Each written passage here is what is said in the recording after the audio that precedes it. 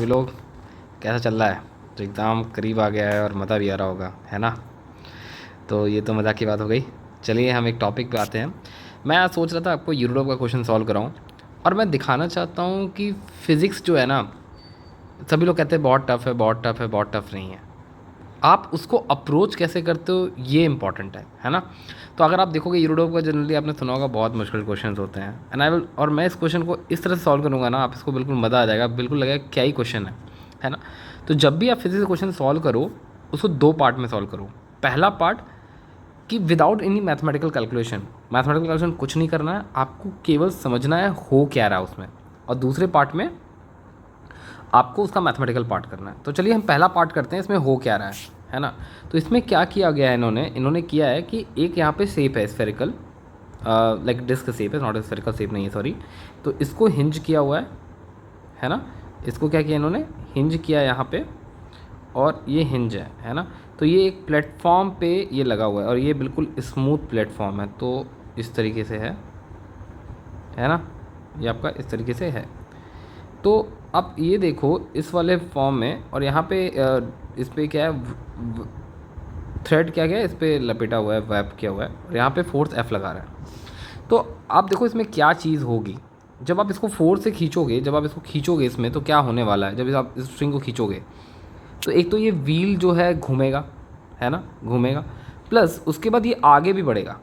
ये क्या होगा, आगे भी बढ़ेगा। तो यहाँ पे दो तरह का मोशन हो रहा है।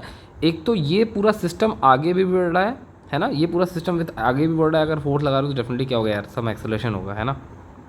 और ये घूम भी रहा है। दो चीज़ एक साथ हो रही है, दो चीज़ एक साथ हो रही है। तो इसको मैं ओमेगा नहीं, मैं अल्फ़ा लिख देता हूँ, सम एंगुलर एक्सेलरेशन भी होगा, ठीक है? तो चलिए दो बात करते हैं एक बार इंडिपेंडेंट। यहाँ पे क्या लिखा है, यूनिफॉर्म सॉलिड स्फीयर है जिसका मास एम है, फ्रीली रोटेट कर सकता है, और एफ फोर्स आप लगा रहे हो, और माउंट किया गया है इस हॉरिजॉन्टल प्लेन में। एज्यूम द फ्रिक्शन हर जगह एब्सेंट है, ठीक है? तो हमें बताना है एक्सेलरेशन पॉइंट के का। तो देखो अब मैं क्या करता हूँ, मैं क्या हुआ, इसी पे जाके बैठ गया, इसी पे जाके बैठ गया। तो अब मुझे क्या लगेगा, ये प्लेटफॉर्म मूव कर रहा है? नहीं, बस आपका यहाँ पे रोटेशनल मोशन हो रहा है कि हो क्या रहा है, रोटेशनल मोशन डिस्क का हो रहा है। तो यहाँ पे हम दो पार्ट करेंगे। पहला rotational motion of a disc, हम डिस्क के बारे में सोचेंगे, डिस्क के बारे में। तो अब देखो जैसे क्वेश्चन है, जो पहला ए पार्ट है, ए पार्ट में क्या बोला है, के का एक्सेलरेशन क्या होगा? तो के का एक्सेलरेशन दो वजह से होगा। पहले एक तो उसके घूमने की वजह से, प्लस इस डिस्क, ये जो आपका प्लेटफॉर्म है उसके मूव होने की वजह से। तो इसको मैंने ए वन मान लिया, और एक घूमने की वजह से आएगा, उसको मैं कैलकुलेट करूँगा। तो हमें पता है टॉर्क इक्वल टू क्या होता है आपका, आई अल्फ़ा होता है ना? और टॉर्क का एक और फॉर्मूला होता है आर क्रॉस एफ। तो यहाँ पे जो टेंजेंशियल फोर्स है कितना है, आर इंटू एफ। तो डिस्क का आकार मोमेंट ऑफ इनर्शिया कितना होता है, डिस्क का moment of inertia, solid cylinder है, सो सॉलिड सिलेंडर का मोमेंट ऑफ इनर्शिया कितना है, M R square by two, है ना, M R square by two. तो लेकिन यहाँ पे जो सिलेंडर है उसका मास m1 दिया है, into alpha into R cross F. अच्छा एक चीज़ देखो यार, अगर आप यहाँ पे देखो, यहाँ पे अगर इसका अल्फ़ा अगर आपको पता है, तो इस पॉइंट इसका ना, अगर जिसका मैं मेंशन सी कर दूँ, क्या सी पॉइंट का एक्सेलरेशन पता कर सकते हो क्या? तो acceleration of C equal to क्या होगा, आर अल्फ़ा होगा कि नहीं, टेंजेंशियल एक्सेलरेशन। तो अगर उसको मैं सिंप्लीफाई करूँ तो मुझे क्या मिल गया, m1 acceleration of C upon two into R equal to F into R. हो गया कैंसिल। तो आपका क्या हो गया, आपका एक्सेलरेशन ऑफ सी कितना आ गया आपका, 2f बाय m1 हो गया। समझा क्या? ठीक है। अच्छा एट द सेम टाइम ये आपका सिस्टम आगे भी भाग रहा है ना?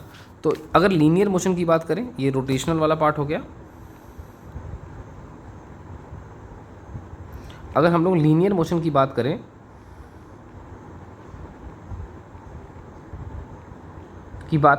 तो इसमें एक फोर्स ऑफ एफ लगा रहे हो, जिससे क्या हो रहा है, ये पूरा सिस्टम आगे भी मूव कर रहा है। तो मैंने क्या लिख दिया, F equal to force equal to total mass कितना है आपका system, m1 plus m2 in to, इसको मैं एक्सेलरेशन ऑफ प्लेटफॉर्म बोल देता हूँ, ए पी, तो आपको याद रहेगा ए पी। तो ए पी कितना हो गया आपका, F upon m1 plus m2 हो गया। तो जो नेट एक्सेलरेशन होगा आपका के का, जो ये के पॉइंट था वो क्या होगा, एक तो भाई घूमने से भी बढ़ रहा है और आगे भी बढ़ रहा है, तो एक्सलेशन ऑफ के पी होगा, एक्सलेशन ऑफ के होगा कितना आपका, acceleration of a P plus acceleration of a C, acceleration of P plus acceleration of a C. तो अगर दोनों को आप एफ कर ऐड कर लो तो एफ कॉमन हो जाएगा आपका, और क्या आ गया आपका 2/m1 plus 1/m1 plus m2। समझ में आया क्या? सो सिंप्लीफाई कर लेना, ये आपका हो गया एक्सप्रेशन ऑफ के। अब यहाँ पूछा kinetic energy of the system in terms of after being time T. तो अगर आप काइनेटिक एनर्जी पूछना है तो हम लोग इसके नेक्स्ट पार्ट पे देखेंगे, है ना। बढ़िया, बाय बाय।